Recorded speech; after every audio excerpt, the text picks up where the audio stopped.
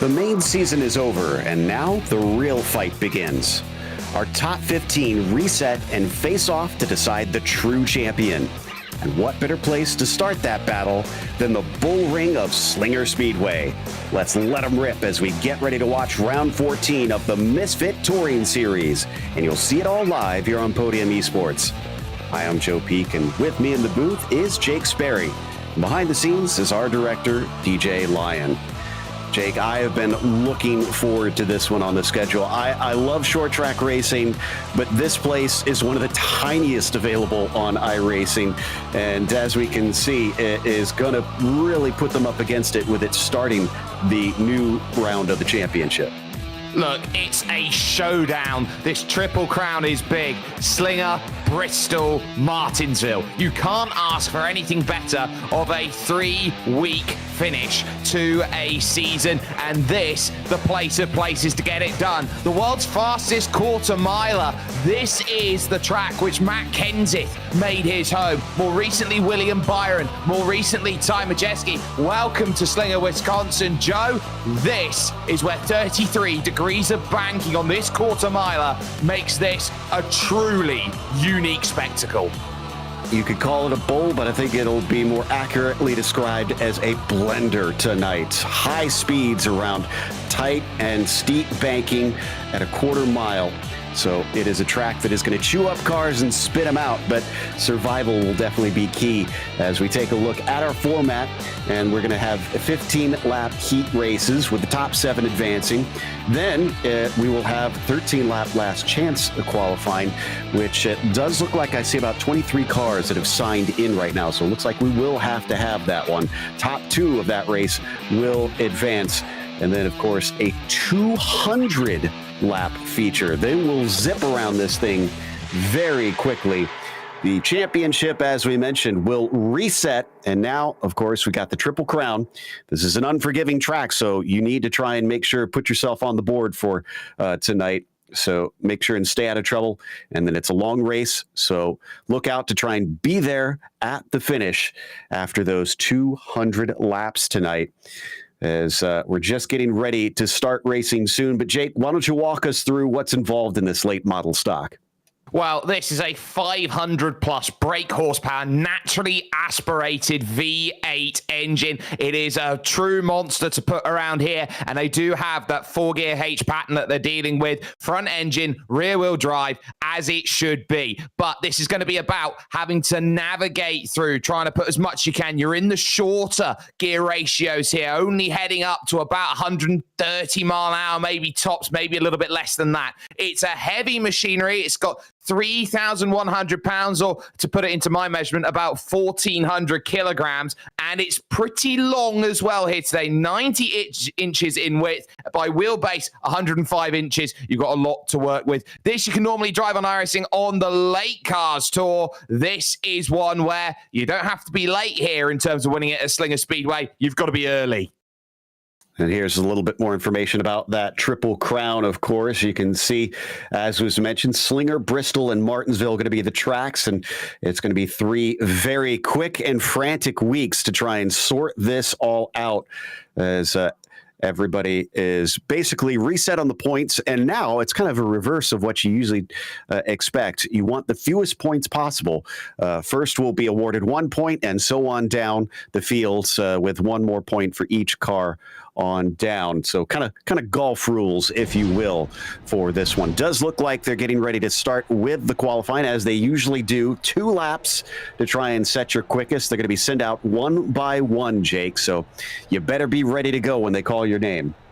It's all about finding that fastest time, and knowing that you're first out on circuit means you are the benchmark. You just have to go out and put the best time available on the board. I would say advantage to those later on in the session here, Joe. They'll know what the yardstick is, they'll know what they'll have to beat, and they will go out and try and put as much as they can physically on the table. So that's where their main focus is going to lie. But we've got our first driver out here. It's Alex Kogan, who is then going to make the first real effort in terms of laps, and we'll see what he's available to do as he's gearing up. He's already on his first of 3. And in fact, this is his first time racing in the Misfits Touring Series. Has shown up, and is their first European to take part in the championship. So we'll see how he fares in that number 47. Looks like second lap going to be an 11.140 to set the time for everybody. Now, they do have 3 laps to count, and I'm not sure. Well, I guess they're going to let him take this last one as well. So 11.083 will be his lap that everybody is now trying to match. Yeah, Jake Grout will be the next driver out then in the 49, looking to run the high line then through the early stages, trying to build up that momentum for that final lap. That's where the crucial lap is going to lie. 11.8 then on that run through, and you're often threading yourself on forward. It's like running a super speedway, but you shrunk the track down. It's very much like the WLC match in the WWE, making that push for the line. 11.14. That's only going to be good enough for second at the moment, but we saw in times in practice he did a 10.8, so not exactly what he wanted, but that final lap improved. 11.066. Yep, so looks like that first time lap is going to be everybody's warm-up lap, so they're allowing them the final 2 to try and set their time. Grout now on the provisional pole, as the next one out here is going to be Kyle Terzak. And as he comes across the line for his first time lap, 11.305. That's a little slow compared to what we saw from the others. He's going to need to pick it up in that number 51. He'll come around 3 and 4, cross the timing beam, and it's a 10.976. That'll do it. The first driver to break under 11 seconds. That's a crucial barrier that's broken then in the early stages. So Kyle Terzak making sure that that was as solid as needs be. We are getting that look now. It's the 57 who will be next on the progress. It's Alex Hallinar who is now looking to put those opening laps in. 11.3 looking to gear it up. And it's a rotation game where it's going to be who wins this qualifying, Joe. It's going to be about who gets enough turn in the middle of the corner without scrubbing that speed. Looks like first time lap goes to an 11.208. That's a pretty good sign. What's the next one going to be? Exactly the same to a thousandth of a second, 11.208. That's not quick, unfortunately, but impressive that he was that consistent. Hallinar moves himself to 4th at the highest. Yeah, he does. So in terms of where he's looking at, might be a long day for him. but it's going to be about questions asked. If you don't get a good qualifying here, your night's going to be a long one. That's the last thing that anyone wants to do, have to work through the lefts, the rights, the ups, the downs. William Littergott is next then, the number 71. 11-2 to put that through and straight back into the pits there. So definitely didn't get what was wanted on that final lap. Now, that's going to be something you got to keep an eye out on here, Joe, because you make one small tap with the barriers, you get that 0x instant point that pops up on your screen. That's it. Doesn't matter if you've got a 0x or not. Lap won't count. Michael Weissman next. Yeah, you make a good point. Drivers are going to have to use up as much of the track as possible, so we could see a number of laps deleted here through the qualifying, right up to the outside of the backstretch there for the number 74, but it stays clean, and he goes to a 10-9. First driver to break 11 on only his first time lap. So what's the next one going to be? Can he extend it even further? No, he is going to come down, and not like how that last one has gone. We go to the number 78 after that.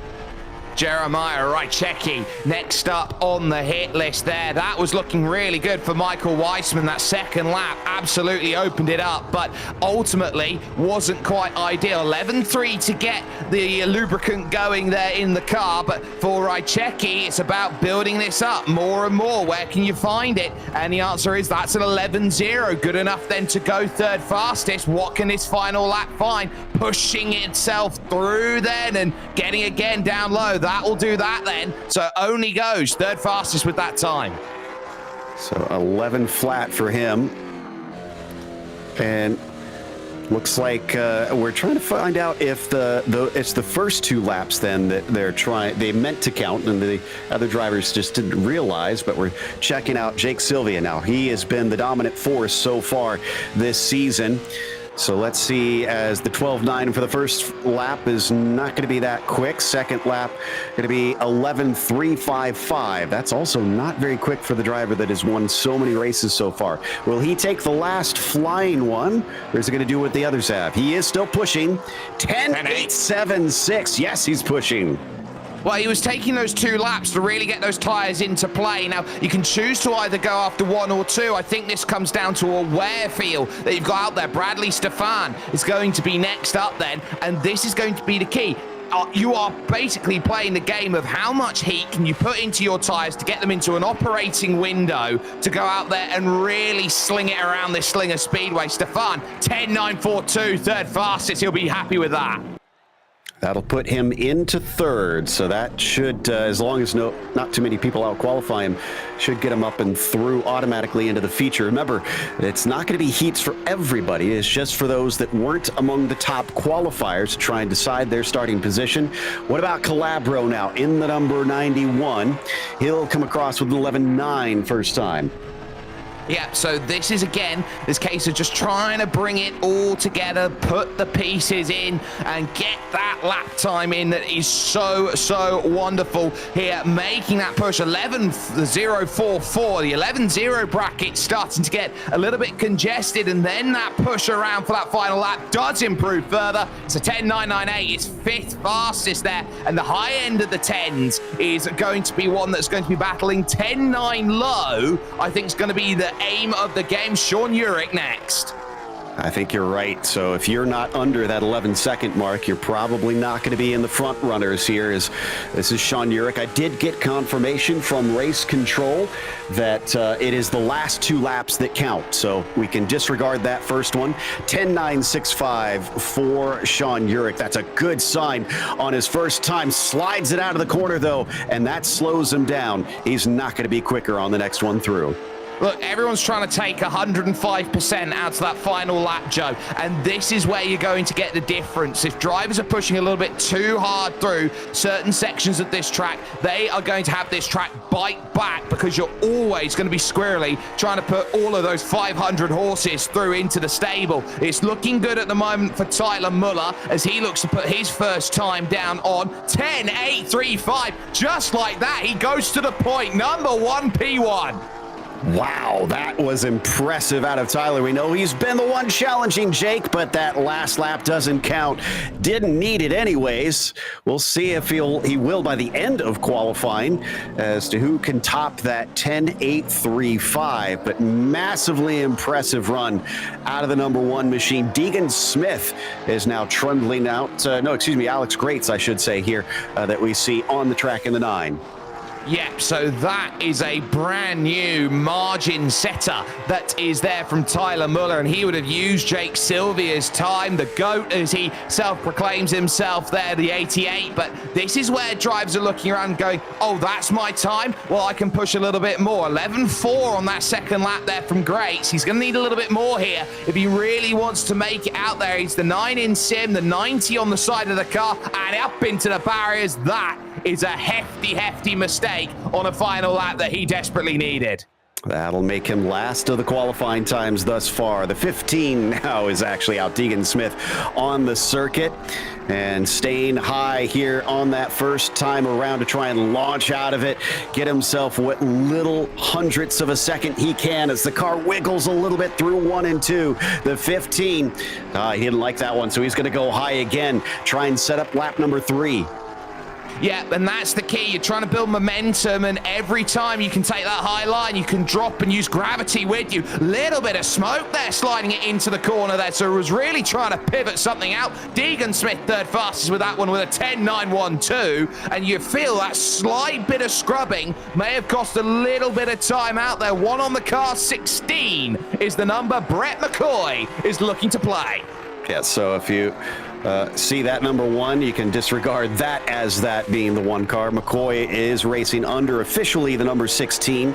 His first time lap comes out at a 10.912. What can he cut it down to here on the next time around, as that'll put him into 4th for the first time lap. Second one gonna be a 11.301, much slower. So second lap was the money lap. Still, that's pretty good. Yeah, he got cramped there on that final lap, up against the wall on the exit, so had to get off of the power. Thomas Earlywine then is going to be next, trying to find that lap. And crucially there for Deegan Smith, it's the numbers that we couldn't see that keeps him in third position with Brett McCoy, a 10.912 for the pair of them. So the 10,000ths needing to decide a couple of times out there. 12.0 then from Thomas Earlywine then on the initial warm-up. But this first lap, the first key, 11.6. This has to be the big one for car 17. Yeah, that 11.6 is not going to cut it whatsoever. He'll come back around to the line, gets an 11.3, not that great of an improvement. Still only 15th, unfortunately. So send him towards the back of the field and get ready for the heats. Tyler Vinitek is, I think, perhaps the next one, or is it the number 34 of Charlie Bates, it looks like? Yeah, there are drivers then all looking just to be patient and say, you know what, this is our time, we can go. But it looks like there's a little bit of a lull at this moment. Everybody waiting for the calls to go, to get out there, to get out on circuit, and that's often what you get. It's the 18 here of Jared Shell who will be the one who will be back out then and trying to get that sorted, and maybe even for just a little bit of this circuit, trying to get a little bit of cool going through. They're in a constant track condition at the moment, so this isn't dynamic weather they're dealing with in qualifying, Joe. This is 7 a.m. in the morning, 21 degrees Celsius track, so you're not talking about very much in terms of Fahrenheit at all. And in terms of putting those lap times together, you want that track to cool just a little bit to get you in the best position. That wall hit will cost the final lap. Does not count, unfortunately. That means we're automatically over to Tyler Vincetek, and he is going to be trying to see what he can put down out of turn 4, but he brushes the wall. He needs this next one, otherwise he's going to be at the very back as the 21 car swings it around, and he slides it off of 4, and 11.3 will leave him disappointed. It'll leave him disappointed and disillusioned. That was not what the doctor was ordering there, and it could have so easily have been so much more in terms of that time. Kyle Adams now will go out there and take his laps, and he's looking for a little bit of momentum here to start things off in the Triple Crown, this first of 3 legs that they've got here at Slinger Speedway. This is going to give you a big idea of how much they're having to push. They're really trying to ride up the banking, but make as minimal turn as possible. Use that banking essentially to try and straighten out the car. 10.942 to start. He is absolutely on one.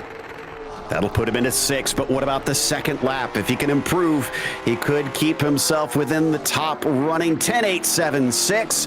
That is front row stuff from the 24. That is absolutely going to make him safe into the feature.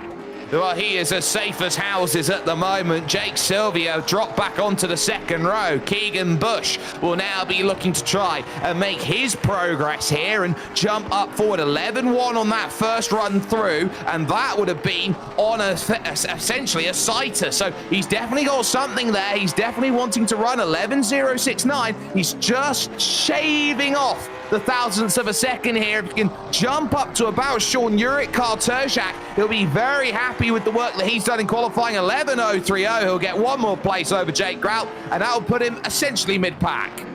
Yep, into 12th. That's perhaps the most consistent qualifying laps we've seen out of anybody. In fact, for all 3 of them. But Charlie Bates, next one up in the number 34. Now sends it through 1 and 2. The car complains off the turn, does not like the grip. Once again, looks a little loose through 3 and 4 as well. 11.207. Not great, but not horrible. He's got it hooked up off the exits. The moment he re-engages power, he's looking really good here as Charlie Bates. 11.084 there on that final lap, though. That's not going to be ideal. That's going to put him right down in the latter stages. Just two or three left out there. Jaden Dahlberg is one. Then you've got Casey Beattie and Hunter Gaines, who are out there yet to set a lap at this moment. But Dahlberg is looking for something nice here. 11.090 on the opening foray on the side. Is nice, but what will be twice as nice? Jumping up a half dozen positions, why not? 10.964, he's finding some good pace. That'll put him into 8th. I do believe, according to Race Control, this is going to be the last car to qualify, though, so might not see Hunter or Casey. Not an improvement, although it was very close, 0.03 of a second off of his best time there for Jaden. So that is it for all of them, and everybody has their time set. Now, remember, the format is the lower cars will have to try and race in this heat race to decide who automatically goes to the feature from here and who has to go to the last chance qualifier. If it is only those 22 cars, then that means only one driver is going to get the cut, which is going to be painful. Let's go through the starting order. Michael Weissman is going to be on pole for this heat as Jaden Dahlberg starts from 2nd. Kyle Terjak is going to be in the 3rd as Jeremiah Rychecki rounds out row 2. Jake Grout, good enough for 5th as Charlie Bates will start next to him, P6. Alex Hallinar 7th, and Tyler Vinstic in the 8th position. Alex Grates then rounds out our 9-car field. Lined up, ready to go. I am excited for this one. My first race to call here at Slinger, Jake.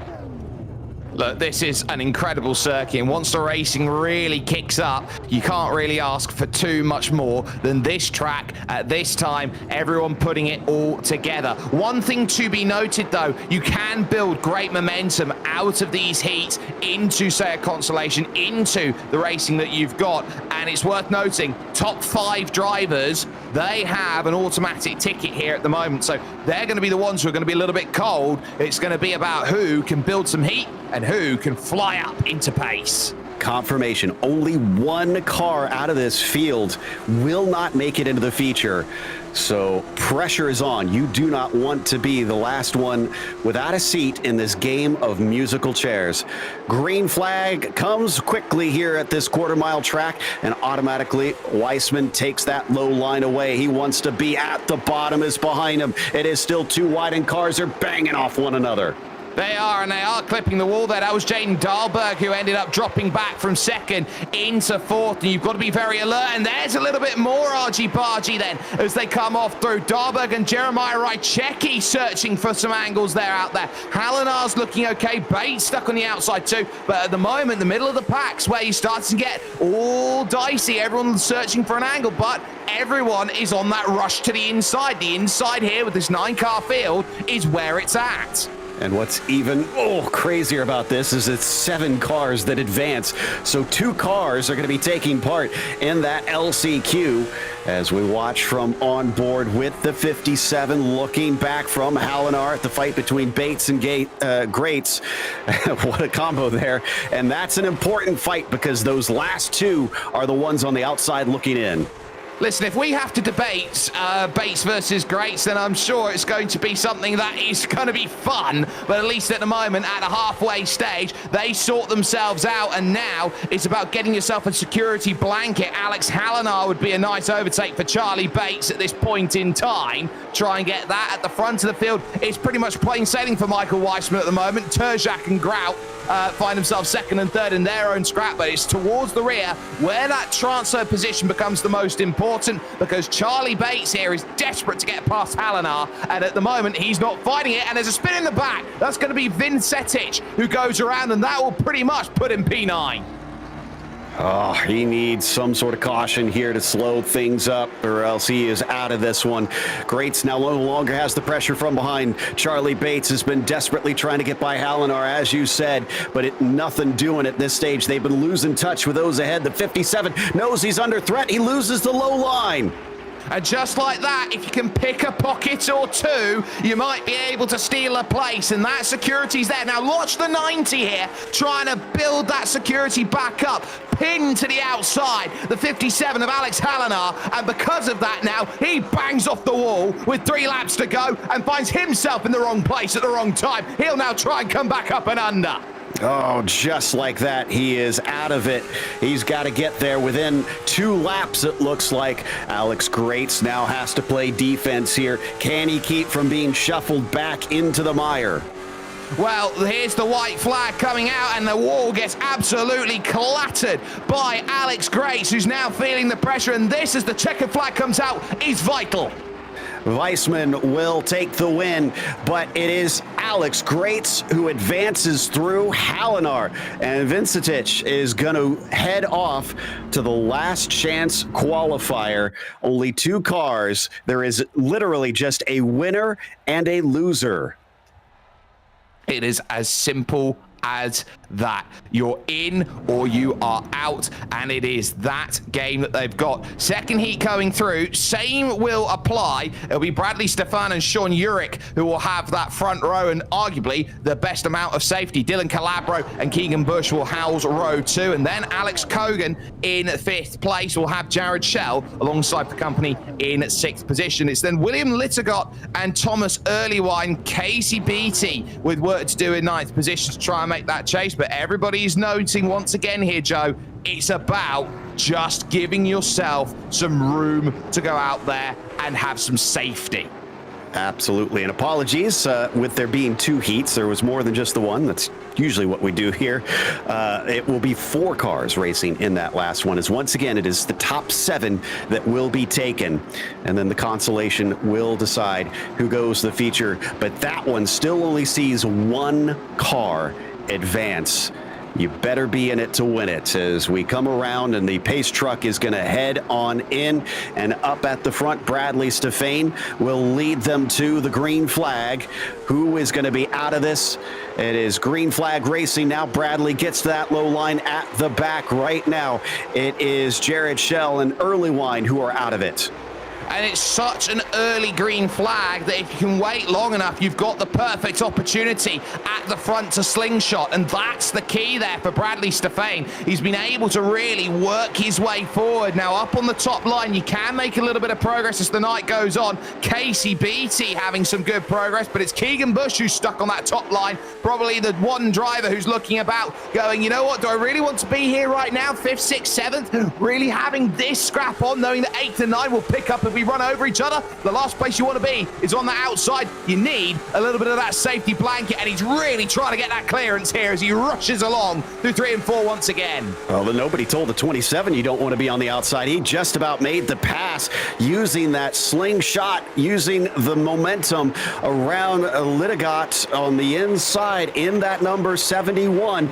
Can't quite seem to finish it up. Now, this is only sort of important here. This is to decide 6th place, 5th and 6th place, it looks like. No, excuse me, 6th and 7th place. So now William in that 71 is the one that is vulnerable. Jared Schell behind him. If he can pass him, he could demote him down into the consolation race. And that's because he caught the apron, and that was crucial. It's really affected his momentum for the last 2 laps, and Jared Schell now gets himself the target, the carrot dangling on the stick right in front of him, and that becomes crucial. But look at that gap as they cross. Once again, it's 0.6 of a second. That is an age eternal in a race like this.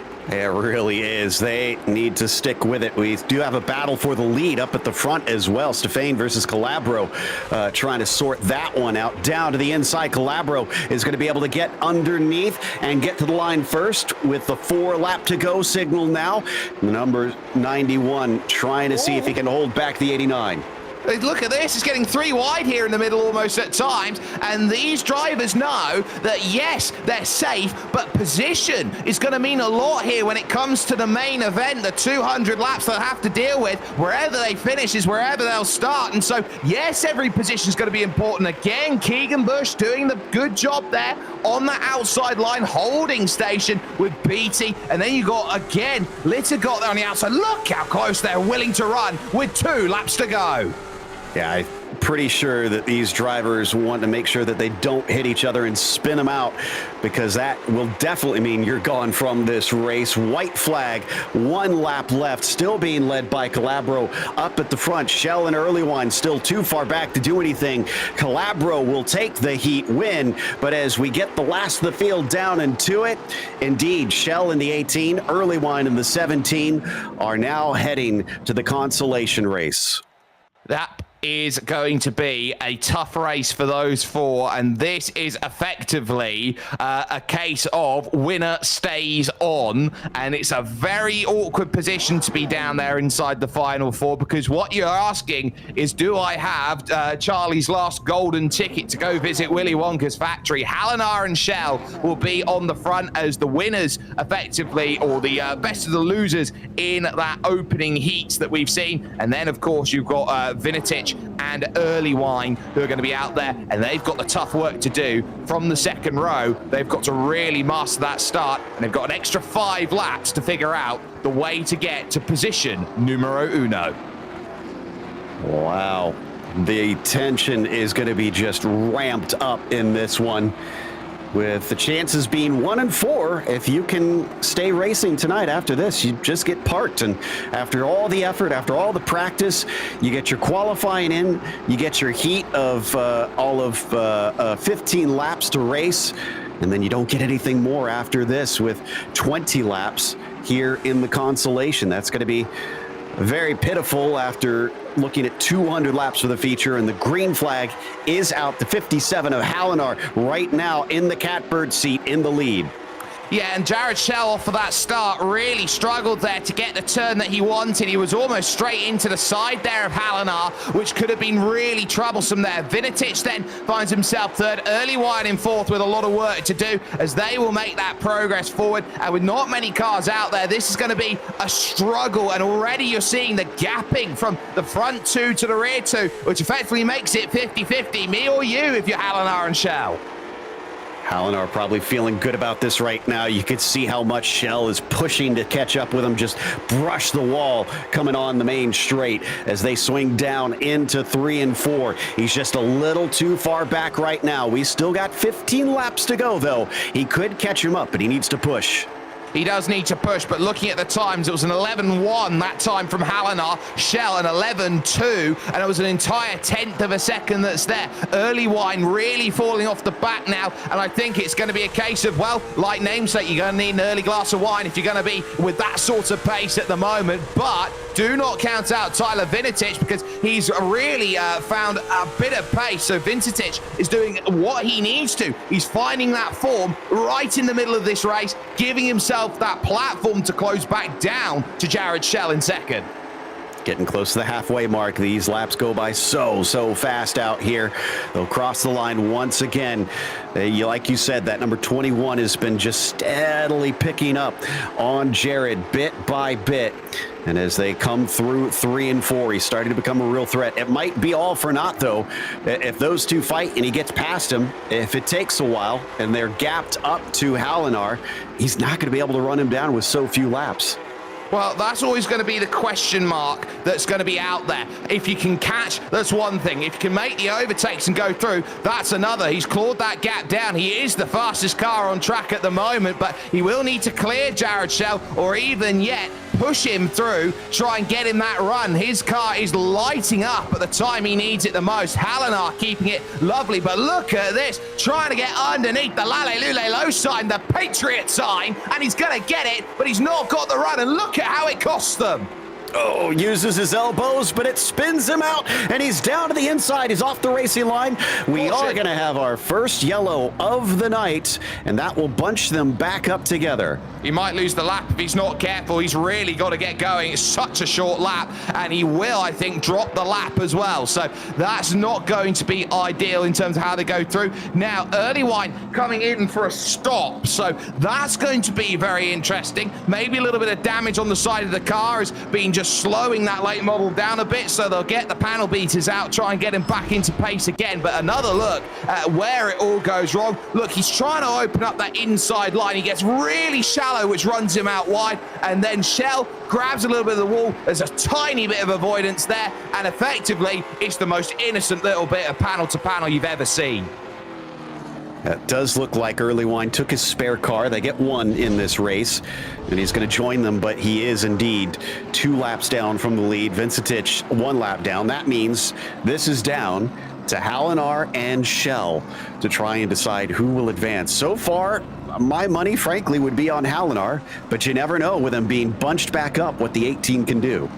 Well, the wave rounds are going to come into play, so that's going to mean that both Vinicic will go back onto the leading lap, and Early Wine will be 1 lap down in this race. So Vinicic will have that ability to really make it happen, but he's going to have to motor here behind the iRacing pace truck at this current moment in time. They have extended that caution by an extra lap just to allow that period of time to go through. But you have to remember as well, it is such an early pit entry here around this circuit. You've got to look around and go and be ready the moment that pace truck dives off. So that's going to be the worry. A second wave around, it will be extended to a green-white checker. Yep, so they're making sure everybody is on the lead lap, so they want to make sure they get a fair shot at this one since it's such a short track, and this could make or break things for them. So have we turned off? Yeah, it looks like lights are off on the pace car. That means we're going to go double file. Noah's Ark here, 2 by 2 to come around, and 2 laps to decide it on top of things. Green flag is out. Hallinar on the loud pedal as he accelerates away, keeping the 34 up to the high side. Yeah, and that's trouble because Vinicic wanted a way through and he wasn't going to quite going to get it. White flag is going to come out here, and look at the gap that's made. Early Wine pushing for 3rd.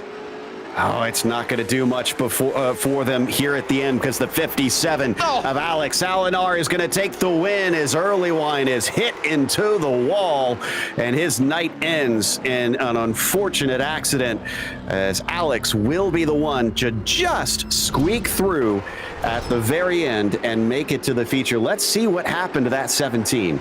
Hooks a quarter panel, gets down to the inside here and comfortably gets that move through. There's a little bit of push that came through, and then ultimately right as the 25 there starts to make that turn through into that section. So Tyler Vinicic making that turn in. There's only one issue that you're going to have there, is that this is a very, very banked circuit. It's very easy to have that turn, and oops, there's still someone there. Unfortunate to see, but this means our grid has now been set for the 200 lap feature. And on the top of them, it is going to be Deegan Smith, who has been regrid onto the pole, with Jake Sylvia starting next to him. Kyle Adams begins from P3, and Tyler Mueller will be in the 4th spot. You've got Brett McCoy starting in 5th, and Michael Weissman in the 6th position. Dylan Calabro, P7, then finds Kyle Turzak starting 8th, and Alex Kogan in 9th. Top 10 going to be rounded out by Jake Grout.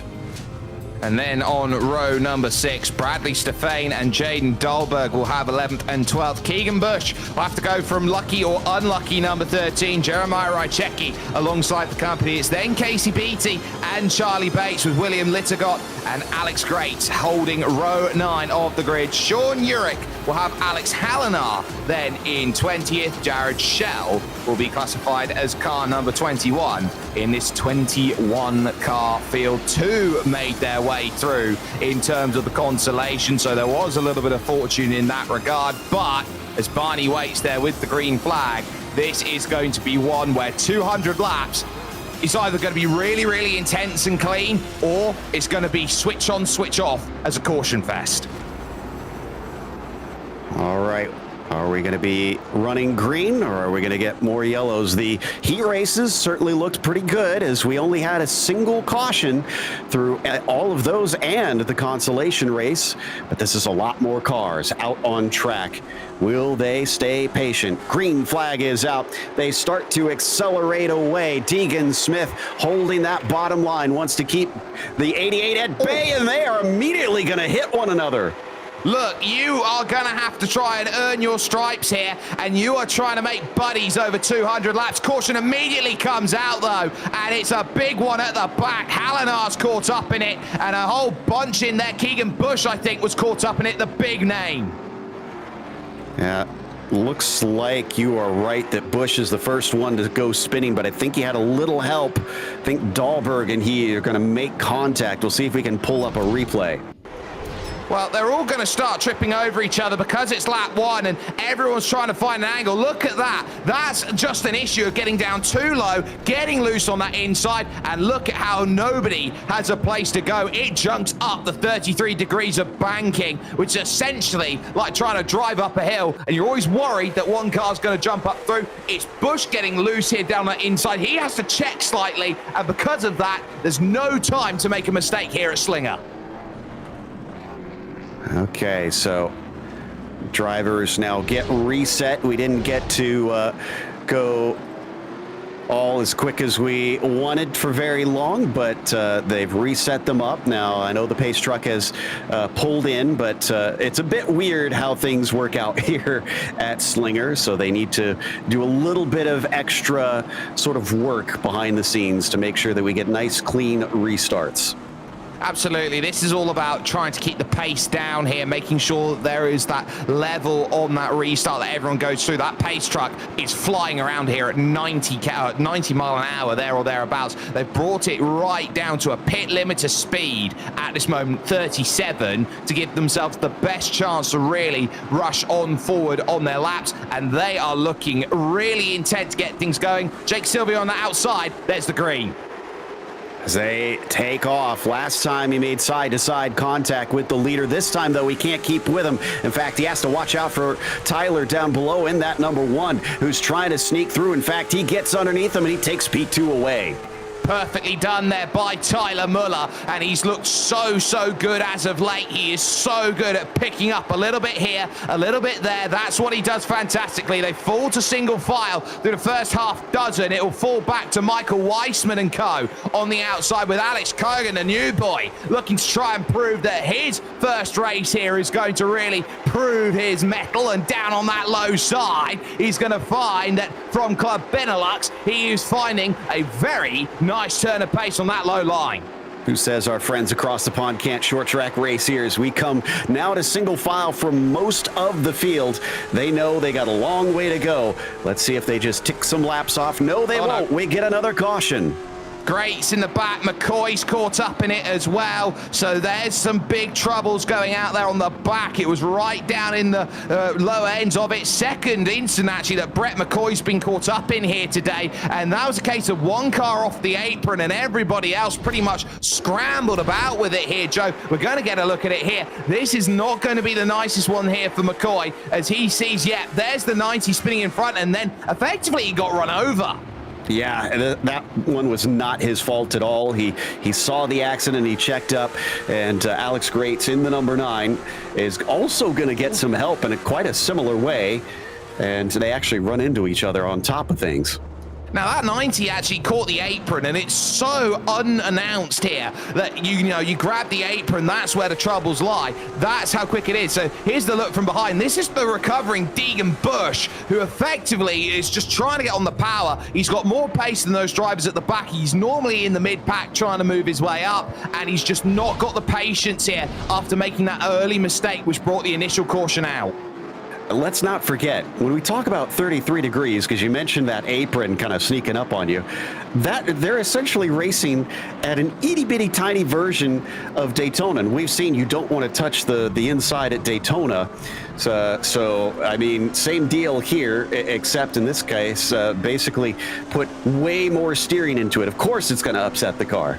Absolutely, and this is what you're really starting to see. You are on a fine tightrope because you're trying to get down as low as possible to that apron without touching it. The moment you do, you're going to have tires up in the air, you're going to really unsettle the balance of the car, and it's only going to want to go one way, and that's around the last place you want to be. But it's now focused. It's Smith versus Muller at the front, heading back towards a green. Interesting. Not sure if Muller managed to get underneath him because he's restarting on the inside, or if they allowed Deegan to choose which lane he wanted to restart. Green flag is out regardless, and if he chose to start on the outside, that was a bad decision because Tyler is now into the lead. Jake now on the bottom side has his roles reversed. Look, this is all about understanding in the early stages. If you're in the front 2, front 3, and especially this early in the race, when you've had a couple cautions, you do have that luxury of choice and you can understand what's going to work. He'll know next time out, I've definitely got to be down on the bottom, but it's all about focus here in the middle because look at how busy it gets. They are on the rush. They're effectively here on the rush trying to get to Milwaukee, Wisconsin at the moment. Bradley Stefane we go on board with here, right in the middle of the crush. Car spinning off to the inside. That's going to bring out the yellow. That is Kyle Adams, interestingly, who finds himself off the corner. I think maybe just a little too hot because this looked like a solo incident as they came by our booth. Yeah, no, that's all on his own, and that is going to be the one that really stings the most because it's not the fact that you've hurt the car, it's not the fact you've done anything, it's the pride, and you're going to really get this sense here. He's tucked up behind Jake Sylvia in the 88. He's having a fantastic run in terms of his pace. Look, car just gets loose off of the exits, bumpy out of 4, and he just didn't have enough throttle control to keep that one measured. So he gets sent to the back. Hallinar, who was sent a couple laps down, being involved in that very first yellow flag, has been steadily picking up the lucky dog, so he doesn't mind the race getting slowed down like this, even though we're eating up the laps in the early stages. He is now, I think, down to, looks like should be 1 lap down this time. Yeah, there was a little bit of banter just before we got the race started. There was a question of over-under of 6 yellows posed by Michael Weissman. Charlie Bates said 6 in the first 50 at least. And I'll tell you what, at this rate, he's going to be right. Yeah, I think they're going to start stacking up on this one. So drivers will have to try and clean things up if they want to get some more green flag racing. When we do, it's pretty good out there. So the drivers are certainly appreciating what practice that they're getting, but they'll need a bit more of a long run to really start to feel this one out. Green flag is out. Mueller once again on the top as he restarts with Deegan Smith under threat from the 88 of Jake Sylvia. He takes that second place away immediately, and we get a caution immediately. Jared Schell, I see. Looks like maybe Brett McCoy and Keegan Bush also involved. Yeah, they're all there in the middle, and it looks like it's a case of McCoy has just got a little bit tight into the corner, and he is absolutely clattered Keegan Bush. And I wonder how much of that is going to be payback for that initial incident that we saw earlier on. He gets down low. He did get pinched there, so I don't think that was necessarily retaliation. I think that Keegan Bush really tried to pinch McCoy down low, and McCoy, again, just couldn't get out of it. While we wait for them to sort things out, I believe, or no, we're going to chuck one more replay, it looks like here, just to get a view from it on board.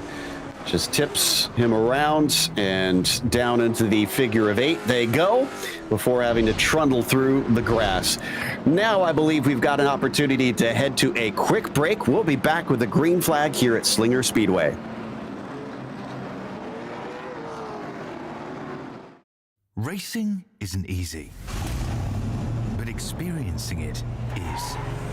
iRacing puts you in the driver's seat with the industry's leading sim racing game. Drive on laser scan replicas of the greatest racing circuits from around the world. Go head to head against other drivers chosen by skill-based matchmaking to ensure competitive racing at every level. Compete across all your favorite series. In officially licensed cars, engineered to deliver the most accurate driving experience possible.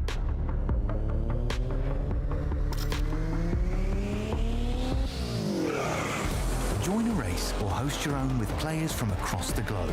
Race against the computer or in a league with friends. Feel the thrill behind the wheel.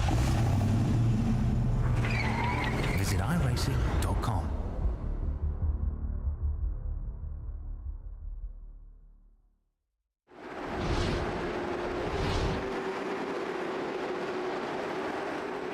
Welcome back, and it looks like we are back to green flag racing already. Tyler Mueller up into the lead as we have had about 3 or 4 laps back at speed. The 88 of Jake Sylvia chasing, but we go back to yellow right away. It's an absolutely huge one, and it was all around the middle. I think Jaden Dahlberg was one of them caught up in it. Alex Kogan was the big car getting tipped around. They were going 3 wide on the lap before as they went through back to that caution once again. But look, drivers are needing to make moves because these caution laps are taking away from this race. Look at it, 3 wide in the middle. Low goes to 71, and that's a case of 2 meeting in the middle, and that was never going to be the idea. William Littergott finding himself caught up in that with that contact with the new boy, Alex Kogan. Welcome to the Misfit Tour. Not the way he would have wanted that caution to come out. Yeah, he got pretty beat up on that one, so he's had to come into pit lane, take his fast repair. He's in the spare car now and returning to the track, just get another look at it. He just got pushed around once he was in that mess, and there's nothing he could do in that situation. It was just all unfolding around him. Look, this is the issue that you have when you're a brand new driver and you go into a new series, right? Because effectively, it's like being a pack of dogs. You are the run to the litter. You have to earn your stripes and jump up through, and pace, yes, will certainly do that, but it's how much can you put your elbows out? You got to earn respect in a series like this, and it's that which found him run over. All right, we're stacked back up once again. Pace truck is in. Tyler now has the ability to go when he wants, and he does as he accelerates down towards turn 1. Look at Deegan Smith, though. He likes that second spot. That is a place to be on the restart, although he clips the apron and almost loses it. And there's another caution, so look at that. Another one goes through, and it's big in the middle. And it looks like around is Michael Weissman, the big one that gets caught around. And there was a huge, huge hit into the wall for Jeremiah Rychecki. He absolutely clattered the outside of the backstretch. Oh, that might be it for him. I think he might have his spare car. Also a big one for Weissman, who spun and lost his positions up towards the front. And unfortunately, because he was back here, he got caught up in it and then got hit multiple times. Now the car is limping, and he also has to head into pit lane. Oh, it's all on his own as well for Rychecki, which causes that. And drivers are going to want to be eager. They want to get on the power. They want to get out of the way of everyone else quickly. But when you've got 500 horses in the stable and you're trying to put them down in these wheels on 33-degree banking that often narrows out, and it's such a point and squirt style of track, you know, you're looking at it, it's so easy to get into trouble. There you see just one more angle of the incident. And what is all this for? Well, they're fighting for a belt buckle from Molly's Custom Silver. Handmade, those things. Fantastic little pieces of work. You can see right there, this is an example of some of the stuff that they've done. So maybe they'll try and commemorate the chaos that we've been witnessing today. I don't know. Or maybe they'll want to forget it. Regardless, the winner will receive a handmade custom belt buckle from Molly's Custom Silver.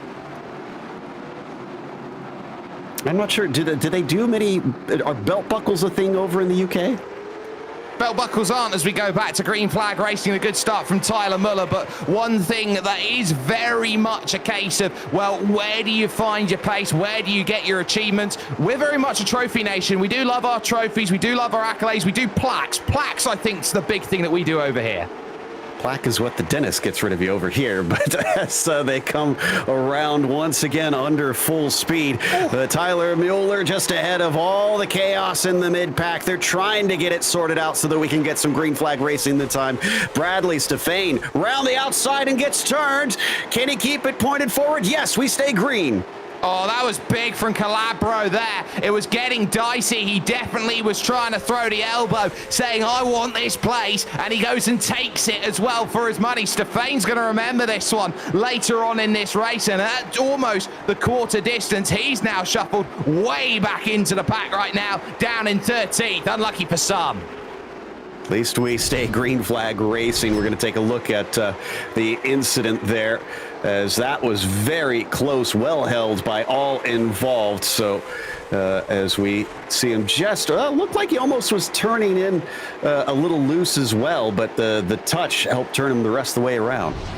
Look, there was a little bit of a something there that didn't help, and I think really there you've got to be so switched on, and that's how quickly you can get into a race like this and get into trouble, because you're always looking for clearance, and if you're not 100% sure that you've got clearance, you know, you shouldn't really be turning in. Stefane was doing everything right. Calabro, I think, just got a little bit cheeky taking that place. Now, there's a little search for third position out there on circuit, so this is starting to get on here. Jake Sylvia trying to find a rhythm here. Carl Terjak, who started 8th in this race, is already up 5 into 3rd. He's having a stellar run right now as a 51. Yeah, he's been holding off Jake for some time now, so can he manage to hold him at bay for the other 150 some odd laps that they've got left in this event? Looks like we're starting to get things going a while under green, but what this also means, a quarter-mile track, 21 cars, they're already reaching the lap traffic. And that's big, because you're going to start tripping over some other drivers as everyone tries to find their space. On board with Kyle Adams, who's in 10th position with a spin. He's been trying to really make some moves. Caution comes out, though, at the right time for some, not for others. Alex Grates around. Oh, no, and Grates has already taken his spare car. And, I think he had a hardware failure, because that car absolutely turned right at a track that has no right turns. Yeah, that's never a good sign, trying to turn right and going left. Just trying to get a little look at how that's gone, and oh yeah, no, it has just turned away on him there at that stage. I wouldn't say it was a direct snap, so to speak, Joe, like a wheel disconnect, so it wasn't like that. Maybe something a little bit more intuitive than that, because it was a slow turn to the right there. You can see that heavy hit. It was very much a case there, Joe, of, I think, just trying to fight against the force feedback of the wheel really turning the other way. I think that was the issue, and that's why it was a more slower, delayed turn of the steering wheel rather than the disconnect snap that we tend to see. That makes our first actual retirement from the race, as Alex Grates is gone. We're down to only 20 cars, still getting some back on the lead lap. Rychecki, the latest to get that lucky dog, and now go to 2 laps down. Shell and Weisman are also multiple laps down, still 17 cars that are on the same lap as our leader, the number 1 machine. It's a long day if you're laps down, then you are very reliant on the field deciding that they want to play hardball with everybody else here today to get yourself back in with a chance. And even if you do get onto the back, Joe, and you get back on that pack, back on the lead lap, you still got to get through everyone, and that's a challenge in and of itself. Yeah, it's going to be tough, and we've seen that passing is possible, but it is very difficult out here and can often lead to these accidents as nobody's willing to give an inch since there is very little real estate out there to try and fight over. Green flag is out, and they are underway despite the pace truck having not come in. Thankfully, they can ghost through it. Almost an accident for the 88 who makes contact. He's still in third. Battle for the lead is Deegan Smith up around the outside. He almost gets turned as well. Just look at this. This is how much it means to get to the front. Lap 65, they're all beating and banging here for panels, on for 4th and 5th as well as they start searching. Terjak and Grout now finding themselves in line, and now you're starting to wonder who's got a bit of space, who's going to give each other who, and I think they're realizing this is going to be a race of who can win it to turn 1 off these restarts. Absolutely, and Jake Grout has been doing fantastic. Another driver that's gained 5 here to get up to P5. Now that he's solidified himself down to the bottom line, looks like he can focus forward behind them. We check out now the battle between Keegan Bush around the outside of Charlie Bates, and we got a spin.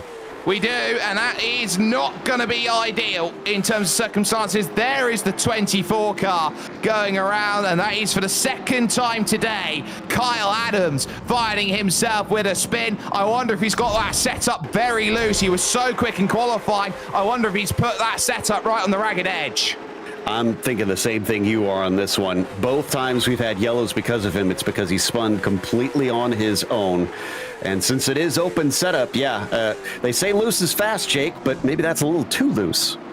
I think he needs to kick off his Sunday shoes at this moment in time and realize it's Saturday and he needs to really find a little bit of stability at this point. So this is, again, the issue that he's running into. So he's trying to run through. He rushes up the circuit, gets a little bit of that air off the side, and that would have unsettled him slightly, having to change that line, change that course ever so slightly. And it's that concentration, because this is a quarter miler. You don't have a time to breathe out there. Each straight, you're focusing on the next corner, which is pretty much click and it's there, and you're through corners for 6 seconds of the lap, and for 4 seconds of the lap, you're on the straight. So you really have to effectively think twice, 3 times as fast as much as other short tracks that are there, as much more than other tracks that we're going to have for the rest of the season, of course, with the Triple Crown. You've got to think more than you would do here at Slinger than you would do at Bristol, and you have to think more than you would do at Martinsville. And I'm sure this drives like absolutely nothing else on the service, or honestly anything in the world, as the green flag is out once again. Deegan controlling things, but Jake Sylvia is going to dive down to the bottom from that 3rd position to try and demote Mueller. They're wheel to wheel fighting for 2nd. I'll tell you what, Muller has looked really nice on that outside line, and he is forcing Sylvia to use every trick in the book. Little bit of lead. He's trying to pinch him up every chance he can here on lap 75, rushing around 3 and 4. Muller is giving a showcase, because not everyone's been able to run the high line and make it stick so far today at Slinger. Oh, once again, off of each other's doors. They're giving each other just enough room and nothing more, but they haven't been able to separate down to the inside. The 88 now starting to nose ahead with the shorter line, but using the momentum. These two rivals have been at it all season long. Yeah, and this is what it means. They're all trying to push. Deegan Smith has been given license to try and break away, but that's the first time we've really seen Muller get a half a car. He loses it all on that, and behind that you got Grout and Terjak playing the same game, just a meter or 2 behind. So it really does showcase here with these drivers. They are right on the limits here, trying to push and get what they can. One wrong move, and it's trouble for everyone. Caution comes out. That looks like Kogan, I think, has turned around. Not sure if it started with him. I think he is involved with Sean Urich a little bit on this accident, unfortunately. And then another car was actually down in the grass. That looks like Michael Wiseman trying to avoid. Oh, spotter said not clear. Yeah, that's always going to be very dangerous. Second look would go really lovely with that. Kogan was trying to find himself a bit of space. There's Urich up on the top as he goes forward. So there's the rush around the outside, and then The issue that you run into there is that you've got Uric coming off the throttle at that point. You've got Kogan coming up, and essentially Kogan's just hoping that Uric clears him there by just being so slow. But Kogan on that inside, bang, and effectively you're there for the ride along the whole straight before you get dumped and turned. Well, glad there weren't too many more cars involved in that one, since that could have been bad, but that's going to move Kogan back to the end of the line as he was given the EOL for blame on that incident. We haven't been reporting it as much, but drivers, for incidents that aren't considered racing incidents, they do give an EOL to the person who caused the yellow flag to come out. And there's definitely been a few victims of that already here today. Kogan going to be the latest, who will be the last of the lead lap, at least on this restart. On board with Jaden Dahlberg, in the meantime, restarting from the mid-pack. Interesting and worth noting as well, Jake, this means that Sylvia restarts in second on the outside. That doesn't seem like the place you want to be. It doesn't, but it's just about how quick you can react. I think that's what Sylvia's trying to do. He's trying to give himself that opportunity to say, you know what, I can really make this launch. I can get it happening. Green flag in the air, that's not bad of a restart. Yeah, he's trying his hardest to fight that number one. This time he's on the outside. Oh, but we got a car getting turned immediately loose off the corner. Couldn't stay out of it. I think that was Jake Grout, actually. Yeah, and Grout definitely has dropped down the order then in the 49 machine. So a hefty hit, and that was a quick start. And the issue that he runs into is that he effectively has the track turn him. Everyone just junks up behind him. He's the bottleneck, and as they push side by side with Terjak here, Terjak gets in the wall, he comes down, and really the 49 left in no man's land just has to take the turn. Oof. Befitting for his name, Grout gets embedded in the wall with that one. Just could not stop it once he got hooked there. And he takes that spare car with end of line. Still, yeah, oh goodness. So just insult to injury here for him.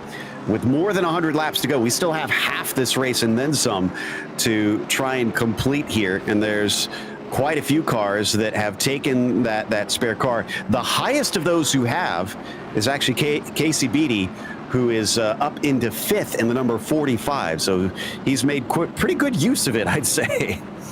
Well, he didn't qualify, and he's had to go through the long way, but he's definitely looked like he's had a little spectre of something that's been giving him that opportunity to dive forward. And I think he's just been really profiteering off of everyone else's mistakes. Everyone else that's been around Casey Beattie has been in trouble, and it's what I like to call landmine avoidance. He has been dodging landmines left and right, and look at how he smiles at the other end of the road with what is currently 110 laps to go here at Slinger Speedway. All right, who's got those tap dancing shoes on to avoid those landmines as Jake Sylvia tries to get to the bottom, but he can't. The one is there, prevents him for now. He accelerates off of 2 and does manage to clear this time. Now it's a battle for 3rd position. Terjak is fighting hard. Terjak really trying to be opportunistic, and a caution comes out again. McCoy. Ooh, and did he, because he was immediately into pit lane. He must have taken a tow pretty quickly there. And he is going to get some help on this one, though. He is, but I don't think it's really his fault, or I do think it's his fault. Look how high he goes. Look how he tries to diamond off the corner. Where is Jeremiah Rychecki supposed to go?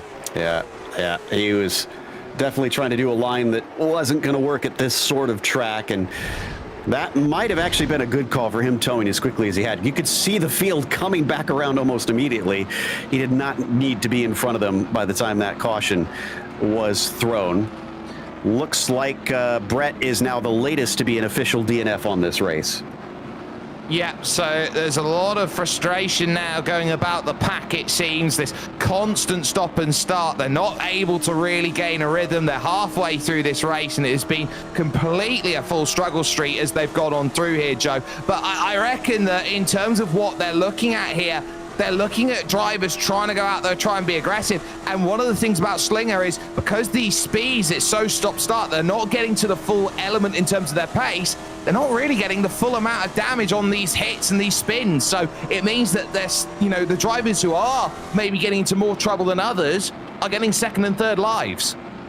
Yeah, that's a good point, which unfortunately means that they're not culling the herd. It's great for more action out on track. More cars is better, but it also means that those that have been causing the trouble have been kind of sticking around. So we'll see if it eventually bites them as we're going to get going once more. With Deegan Smith has been controlling it. Jake Sylvia has been back and forth on whether or not he restarts in second or third. This time it's going to be second place. Wow, great start for the 88. He chopped down immediately. Well, he covered his own flank, and he did so quite brilliantly. Terjak as well doing well. Muller stuck to the outside as it's BT now, who's going to be the one trying to make the move down on the inside. So that's quite crucial. There are other good players of the game who are making progress. Bradley Stefane, by the way, has got right to the back of Calabro. Those two had a big moment earlier on in this race. I wonder if that might come back to bite Calabro later on. I'm hearing someone was given a drive-through penalty for changing lanes before the line. I didn't catch which car it was. That is going to hurt if they have to serve that under green flag racing. Oh, goodness. And just like that, he is going to drop like a stone here in this one. And one of the big things is he's got to find a way into the pits and do so safely. And he will do. He'll go up high, and he'll have to now take it. And it's one of the longest pit lanes of the season. Yeah, all the way around the outside here, waiting patiently at pit speed limit. And oh, the one gets turned. Former leader, unfortunately turned around. Tyler Muller goes to the back of the field. Oh, and this is probably the biggest saving grace for Calabro in this one, having the caution come out at the time it does. Tyler Muller in 5th position. He got hot in through one, and effectively, the moment he had to get on the binders, everybody else is going to rush on through like an accordion. This is the key. He has to really focus here out of 4, here into 1. He's so deep into the corner, nowhere to go, and at that point, you know what? He's in it for the ride. Car just gets a little loose and not much he can do from there.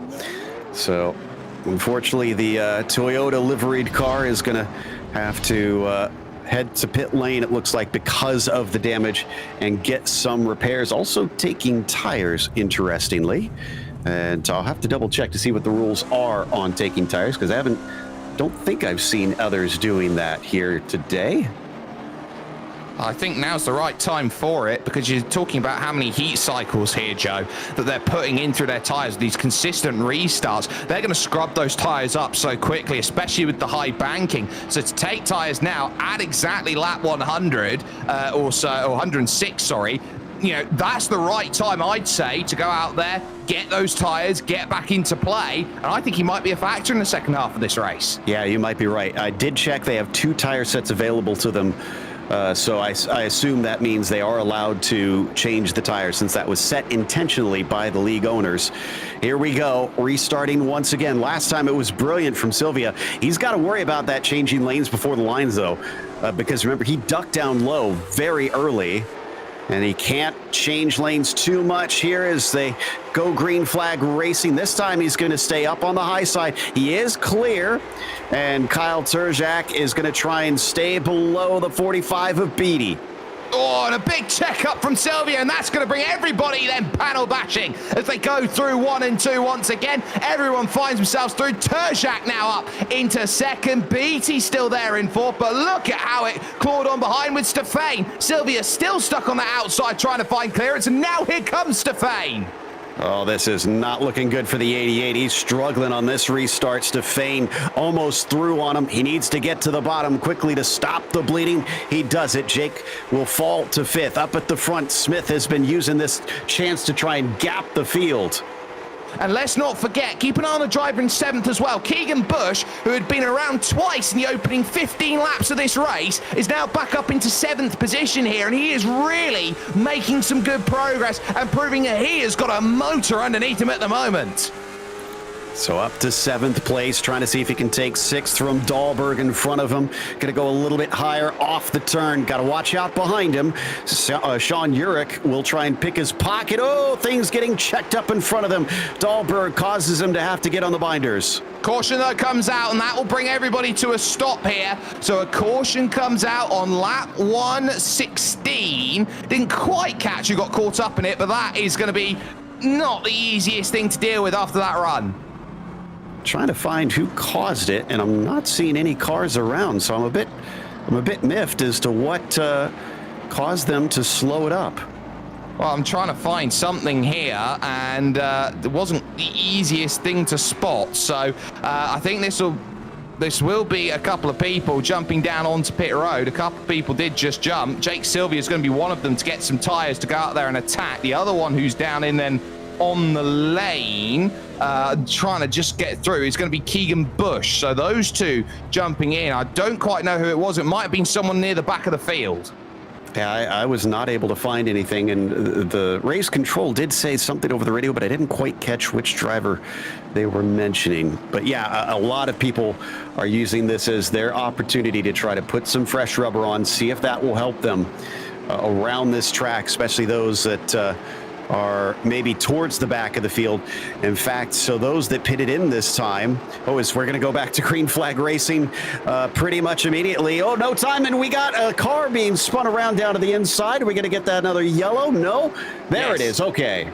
Had to wait because everyone needed to cross the line before it, and it's Jaden Dahlberg and William Littergott who get turned around on the immediate restart there. So they were really looking to try and get that going. It's the checkup with BT there that pretty much throws everyone on the inside lane into trouble. Littergott effectively has to run over Dahlberg, who had nowhere to go. So it's Deegan Smith who was looking for that run, and he just never went. Yeah, so that I think is on Beatty, like you said, for trying to game it a little bit and then had to get on the binders, and then everybody just sort of chain reaction behind him, and now they have had to go back to yellow quite quickly because of that. So we'll hopefully restart a little bit cleaner on that one. We are down to only 10 cars left on the lead lap because of those who took their pit stop that last time, now losing a lap, but they're going to get a lucky dog for a few of them, including Keegan Bush, who is the man that just seems to survive and never quit.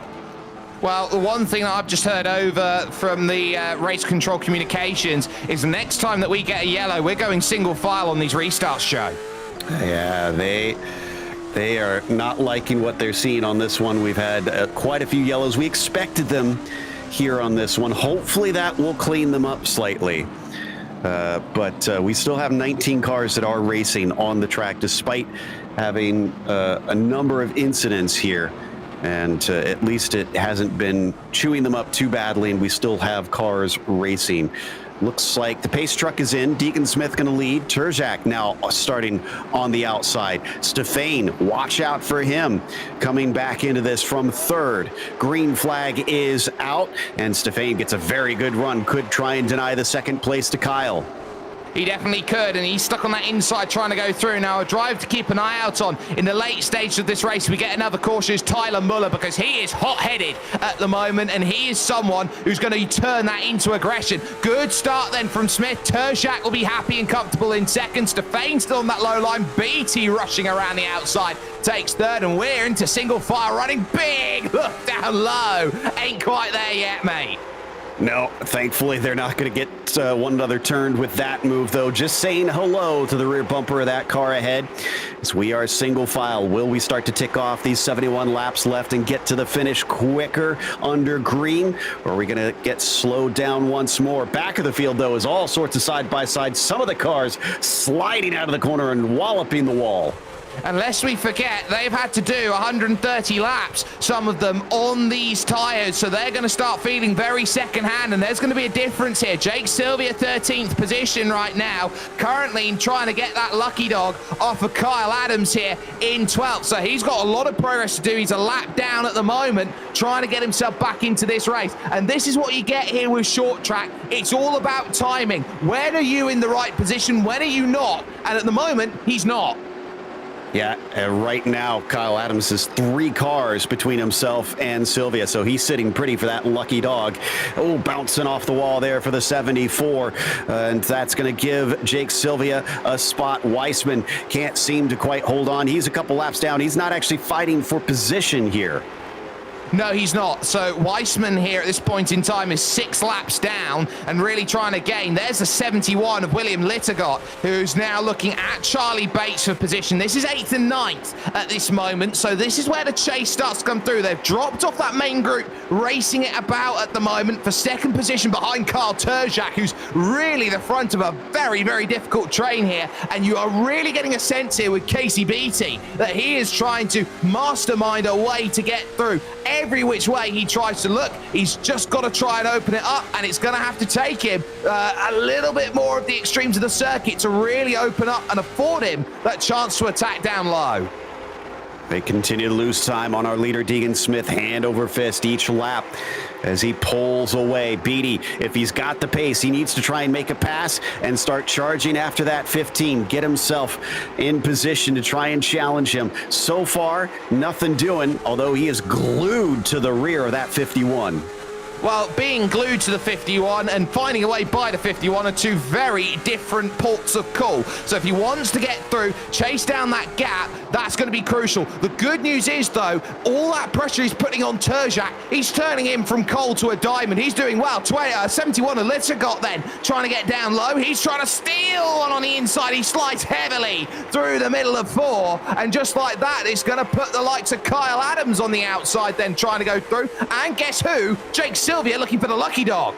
Yeah, they finally come together. Oh, little contact. The 71 of Littergott goes to the bottom, tries to keep from sliding up into the 88, and he will fall behind them now. So now another lapped car going to try and come through up to Sylvia, fighting for the lucky dog with Kyle Adams as the 24. Also dealing with Charlie Bates, who's not on the same lap. Down to the inside. Sneaky move by Sylvia. But that is Bates, who is ahead of them on the road. So there's going to have to be a little bit of something there. There's the turn, and the caution comes out, fighting for the lucky dog. Kyle Adams then finds himself the one who finds the turn around, and nothing there would have been very helpful for Charlie Bates, who will feel like that he has just lost everything he possibly wanted out of that. He will feel so hard done by 2 lap cars behind him, scrapping for place. Yeah, and was having to wait patiently for an opening. I wonder if they're going to wave him back to the lead lap, because he, I think, lost 2, having to sit and wait there for so long, facing the wrong way on this tiny little circuit. Curious if they're going to be giving an EOL for that one. If they do, Kyle Adams, we have to remember, is one of the... yeah, there you go. He's one of the organizers of this series, but everybody is under equal ruling there. I understand he actually told us that he watches this race, so I can't say anything too mean about him. I can. You're far enough away. You got a whole ocean between you and him. Look, if he wants to come around here in my patch, have a Donnybrook, he can have a Donnybrook with me. It's very much the same with any driver who wants to have that little look. I think he's been doing a good job. I think he struggled there. And I think the issue that he had on that last run, the pressure that Jake Sylvia puts on drivers is simply immense. And it just goes to show you how legendary of a figure he is in short track in the Misfit production series, that he can force someone like Kyle Adams into that sort of mistake. Sylvia did not get the lap back, though. He's still marked as a lap down. Interesting. So they're going to leave him there as Deegan Smith takes the restart. 50 laps to go. We're into the final quarter of the race. A look to the inside from Casey Beattie, trying to get underneath Terjak. They make contact. They made a slight bit of contact. That checks it up slightly. Stefan on the outside. What a run Sean Urich's having at the moment after being caught up with Alex Kogan earlier on in this race. He takes a tap as well. Stefan might just get the clearance, but he gets caught up on the outside. Urich back down low, trying to steal it. Still banging off of one another as the 97, struggling to get the throttle down, will fall back behind Bradley Stefan and have to settle for 5th. We go single file from most of the pack. Once again, a little bit of a look down to the inside with Calabro fighting with Busch for 7th. Yep, so there's definitely some scrapping about everywhere. And remember, there was a penalty earlier on, a black flag for Calabro. He was so lucky that the caution came out. There is the 71 of Littergott, who's now 2 laps down. He's racing with Jaden Dahlberg for position. Dahlberg almost taking a huge chunk out to the side of Jared Shell, who clips the wall out of 4, pushing through. It's starting to get into that season, and there's spins, and that will do that. Another caution. Oh, that's the biggest hit yet. lifting him up into the air. Lidegot discovering just how much of a slant is on the back of these vehicles. We've seen this multiple times where they get lifted up. That one, I think, was that actually that was Kyle Adams that absolutely smashed into him. Yep, so he's going to dive into the pits, and you know, you get those heavy hits. When it rains, it pours in terms of getting into an incident, and you're just trying to stay out of trouble after causing one caution. You find yourself pretty much jumping up on another one. It happens so quickly that you find yourself pretty much left in the position where you go, well, what am I supposed to do in this race? If it's left, it's wrong. If it's right, it's wrong. Sometimes you have one of those nights. So I earlier mentioned that we had, you know, the highest driver who had taken a fast repair. That's still Casey Beattie, by the way, who sits in third. But now it's honestly probably more effective to mention how many cars haven't used their free repair, because there is only 4 of them left. Everybody has been so involved in all the mess out here that only Smith, Terziak, Stefane, and Calabro have not used them. We're back to the restart. No, it looks like we're going to hold off and wait for another time around. Yeah, and I think that's really crucial. Deegan Smith has been so fantastic on these starts that he's given himself that luxury, and it doesn't really matter. Terziak's been so good, keeping himself out of trouble. Stefane's been caught in a little bit of trouble, but he's up there doing well. Green flag once again, and again, Deegan Smith commands the inside, but Terziak, it's the best we've seen out of him all night, trying to push that outside. Oh, he's holding station. He's going to make him fight for it. He gets a good launch. He could take this away, but he's having to use the wall as he slams the car off of the concrete. It gets loose coming off of 2. They stay nose to nose. To the window, to the wall, and maybe to the front. He tries to find that move, but Smith on that inside is resolute. Half a car length clear, and he'll now get more clearance as he tries to go through. The pinch is in, I'd say, exceptional at this moment for Terziak, who's throwing everything he can, knowing how crucial it is to get through at 35 to go. Keeping him down on the bottom, not letting him drift up as much as he can. Kyle is doing the best we've seen, fighting for the lead on the outside, although he gets a hit there from Beattie. And Beattie knows that if he wants to go through, he's got to be aggressive. The moment he saw a gap, he starts pushing, and he now knows he goes wing mirror to wing mirror. It's about getting second. He'll rely on a caution, but if he can steal that second away, that's big. Terziak on that outside, though, looking legendary. Unbelievable stuff, although I have to tell you, there are no wing mirrors on these things. They are just going at it with the main mirror in the cockpit, and whatever the spotter can tell them as they come through 1 and 2, they're going to come together and sneak it around the outside. How about Bradley Stefane? What a move to avoid that accident. It's Jake Grout finding himself trying to push through the corners, and everywhere you look, they were pretty much bumper to bumper to bumper. There was no margin. If anyone moved a mile an hour's difference on the needle, that was going to be trouble. So the look is going to be big in terms of what they had there, but Grout was the one driver who ran in and caused the chain reaction. 2 cars that had just phenomenal avoidance in that was Casey, as I mentioned, in the 45, and Dylan Calabro in the 91, who actually took to the grass. And thankfully, I don't think some of the cars down in there are solid, because you got that ambulance that he just about ran into. Yeah, and Grout takes an end-of-line penalty, so from what was 4th position at the time, he'll drop back now to 11th in this train, and that will make sure that his night is trouble. But speaking of drives to keep an eye out on, we talked about it earlier, how Tyler Muller was really angry and upset. He's now up to 7th. Jake Sylvia up to 8th position. Terziak back there in 9th. Those 3, if they can make moves, they are weapons in the final stages of this race. Well, unfortunately, now we've got some cars dropping like flies out there. Initially, we only had 2 DNFs with McCoy and Grates rather. Bates is now out. Dahlberg is out. Kyle Adams has been sitting in the pit lane hoping that his repairs are enough to try and carry on this race. Lidegot also. Both have been in there for more than 4 minutes, which means many, many laps that they have dropped in this time. Pace truck is in.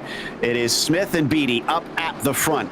Casey has certainly been a bit of a revelation on this one. As the green flag comes out, what can he do to challenge for the win? Well, nothing at the moment, because that's just a great launch by Deegan Smith. Behind that, third and fourth, it's Yurik and Stefane, who are now finding themselves in a bit of a battle. Low side searching. Goes one, Mr. Bradley Stefane. He holds that station fantastically. It's now Calabro trying to get in, and all the quick drivers now are starting to trip over each other. They want to get through, and they want to get through quick, and they know that Yurik and Calabro and Stefane, they are the first real ports of call if they want to get through and make those moves late. Yeah, still a little bit of side-by-side in there. Sylvia, by the way, is back onto the lead lap. He's trying to push forward. He's up to 7th around the outside of Mueller. In fact, they're fighting for position side-by-side there, you can see. Yeah, and that is just comfortable from Sylvia, who took those tyres with about 70 laps to go. Almost down low to the bottom they went, and that could have very easily have been another caution that had flown itself out, but it's patience now at the front of the field. Half a second to the good for Deegan Smith, who has not been away from the front all the time. Calabro now, as there's a little clip of the wall from Yurik there, a little bit of a love tap there, as 4th position now looks like it's about to open. Calabro down low searching. Just smacking that wall, you're going to lose your momentum, and I think Yurik discovered that, but he fights back, and he will hold on to the spot. You were talking about Sylvia on those fresh tires. Well, look at this. Another one potentially gone. Keegan Bush, who we know is no slouch, he is going to have to maybe give this one up, but he'll fight it with every inch of himself. Well, we know how good Bush is on the outside, and he's got not much more to fight with, just enough room being given, and he'll slip on through, will Sylvia, and he will take that 6th place away. He's got to get onto this group because it's really piling up, and Smith has lost the race lead. He's dropped 2 places. Something major must have happened there. Beatty is into the lead. Stefane now into 2nd. Yurik even going to be able to take 3rd. I think he just struggled off of 4. I think that's just it. It's Deegan Smith struggling at the moment as he falls back into 4th position. Is this the moment where Deegan Smith's looking around at staying out the entire way and realizing, oh, hang on a minute, I've got nothing left? And I went back and checked. He hit the apron in 1 and 2. That put him offline. Casey said, now's my chance. He grabbed it with both hands. Now he's the leader. But Bradley Stefane is going to be eager to try and snatch this one away. And after what's been a rough season for Bradley Stefane, this would be so sweet if he can find a way through. Down low, searching with 12. Can't quite get there. And don't count Sylvia out. He's now on the back of Calabro, looking for a way to get up to 5th, as now it's Smith sliding out to the corner. Now they're going to almost make contact. There goes Deegan Smith. He'll go around and we'll get a caution, will we? No, we stay green. No, there's the caution. Took him a little bit. I think they were waiting to see if he could catch that thing, but the 15 wound up getting turned, and the Calabro could not stay out of him. Behind them, a checkup there for Keegan Bush almost caused a secondary incident. Yeah, that could have been doubly difficult out there, but this is the key. Deegan Smith has to attack. It's late. He gets pinched low. He slides out the corner, realizes he's loose, takes the tiniest of taps, so he has one little spin as he goes through, and that was enough to throw it there. And oh, someone getting dumped there in the background. That was a heavy hit. I think it was Jake Grout there who took a huge hit into the wall. Yeah, that was after the yellow came out. Everybody slowing up. They were 3 wide, and I think didn't realize it in the moment. So poor Jake gets turned into the wall. Terjak was disqualified, though. That would be interesting. I reckon that'll be why it's wrecking under caution. They do not take a blind eye to that, so that would be why, and that would be the heavy hit. So we'll take another look at it here from Terjak, who had had an amazing run up to that point. A little bit of side-by-side as he ran through. We will be going green this next time by, so very quickly, there's the look. He goes around, 74 down low, and he just spun it up too much. Looks like they are getting ready to restart here with only 6 laps to go, as it is Bradley Stefane on the front with Casey Beatty. Green flag is out. They'll accelerate away. Look to the inside from Sean Yurik. He's also a dark horse that has suddenly come to the fore right at the end. Well, that was brilliant there from Beatty. He absolutely caught it out. Quick caution. Ooh, and up on his lid, the Grout 49. Again. Wow, Grout's been having a miserable end to this race. The car keeps going amazingly. How did he get upside down? Well, firstly, how did he get upside down? Secondly, how did he right himself? There's the hit. He gets caught up on the outside shelving, and there's a reason why it's called 33 degrees of banking there, Joe. It just tipped him. Yeah, just too much. We'll get one more angle, then we've got to take a quick break here as we see him, just up into the wall and the tires climbed it. So we'll be back after this. We'll come back with the finale here at Slinger.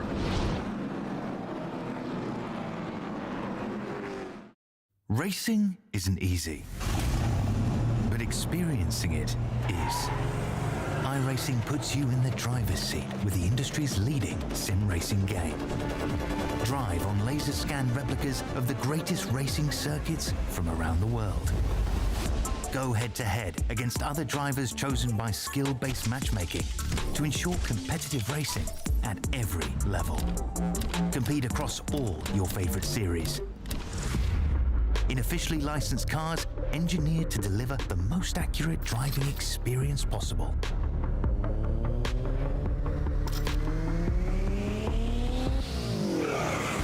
Join a race or host your own with players from across the globe. Race against the computer or in a league with friends. Feel the thrill behind the wheel. Visit iRacing.com.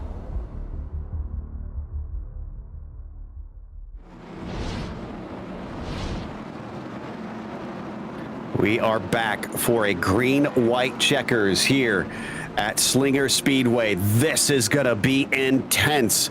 Can they get to the finish under green? And what's it going to look like as it is Casey Beattie versus Sean Urich versus Stefan, and of course, Jake Sylvia in there as we wait for the green flag. They're not going to give it this time around. So looks like we'll try and set them up. Yeah, we're now getting word from race control. They are going this time. I'd say the top four all have a shot here, Jake.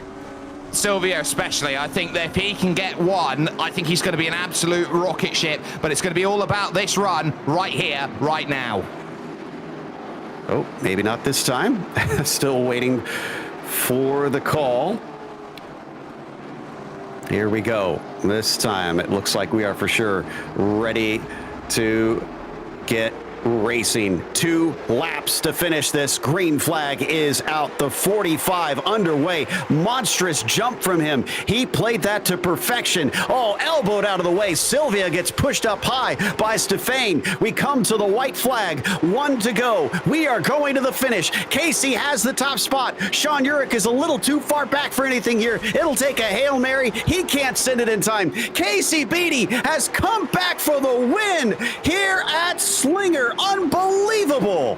That is about timing. He started 15th today in this race, and who said you can't overtake and make places when it comes to late model racing? He played the field absolutely perfectly, and when the chips were down, right place, right time, he's got one of the Triple Crown in his back pocket.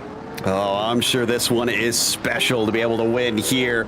As I was going to say, he could almost donut right into victory lane there, that little banner that they've got. Let's see if he can time it out right as he celebrates and burns it down. There he goes, down into the photographer, and just about makes it. Just has to do a little bit of a 3-point turn to wrap it up. We'll take a quick break to wrap it up. We'll be back with the unofficial results as well as driver interviews, so stick around. Racing isn't easy, but experiencing it is. iRacing puts you in the driver's seat with the industry's leading sim racing game. Drive on laser scan replicas of the greatest racing circuits from around the world. Go head-to-head against other drivers chosen by skill-based matchmaking to ensure competitive racing at every level. Compete across all your favorite series. In officially licensed cars, engineered to deliver the most accurate driving experience possible.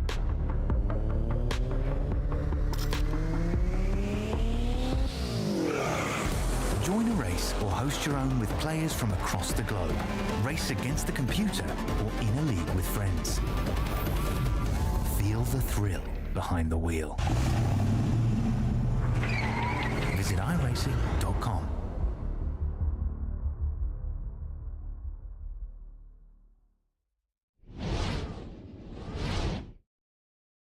Welcome back to Slinger Speedway. I think we got the race we pretty much expected out of this one, but it was entertaining to say the least. And we saw some great racing out there. And Casey Beatty wound up your winner here today. Sean Urich was second, and Bradley Stefane rounds out the podium. Deegan Smith was fourth out there, followed by Jake Sylvia, who was P5. Keegan Bush, who just was a driver that would not die, wound up in sixth. Alex Hallinar squeaked into this thing and then got a seventh place. Not too shabby. Tyler Mueller, eighth. Alex Kogan in his first try will come home ninth, and Jake Grout on the lead lap in 10th.